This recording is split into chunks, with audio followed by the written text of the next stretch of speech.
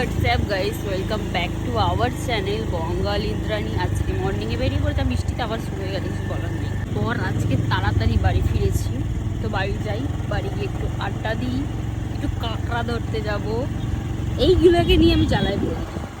সমস্যার শেষ। পুটি কত শামুক করাচ্ছে, পুটি গ্রামে থাকে না, গ্রামের মেয়ে বললে হবে।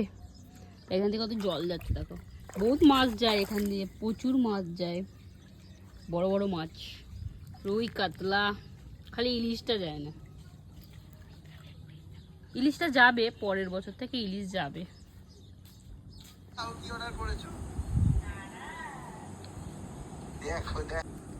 নখগুলো কি বিশাল সুন্দর, সবাই দেখলাম। জীবনের যে কোনো পরিস্থিতি আসুক না কেন, সেই পরিস্থিতিতে নিজেকে হ্যাপি রাখা এবং নিজেকে আনন্দে রাখাটা হচ্ছে সব থেকে জরুরি। তোমার জীবনে লাইফে যত কষ্ট দুঃখ যাই আসুক না কেন, সব কিছু তো পিছনে ফেলে রেখে তুমি যদি তোমার নিজেকে হাসি মজার মধ্যে রাখতে পারো, আমার মনে হয় তাহলে তুমি সব থেকে বেশি হ্যাপি থাকবে। দেখো, দিন শেষে তোমার ভালো থাকা খারাপ থাকাটা অবভিয়াসলি তোমার পক্ষে জরুরি।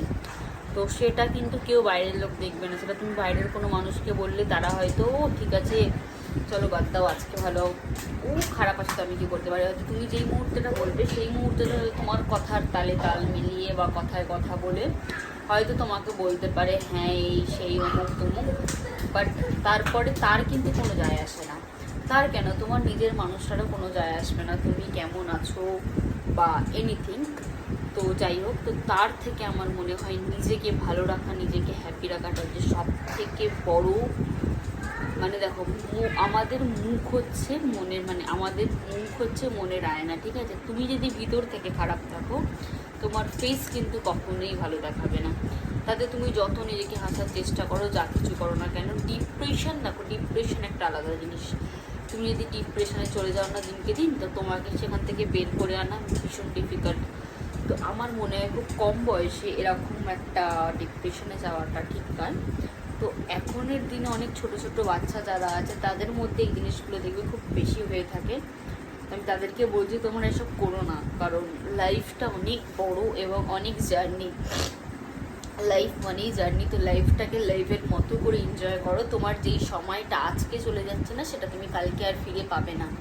তো আজকে যেই সময়টা যতটা আছে ততটা সময়, সেই ততটা সময়ের মতো করেই এনজয় করে নাও। তো চলো, বাই বাই, গুড নাইট। আজকের ব্লগ এখানেই এন্ড করি, আবারও পরে নতুন কোনো ব্লগের সাথে দেখা হবে। আমি ভীষণ ভালো আছি, তোমরা ভীষণ ভালো থেকো। চলো বাই।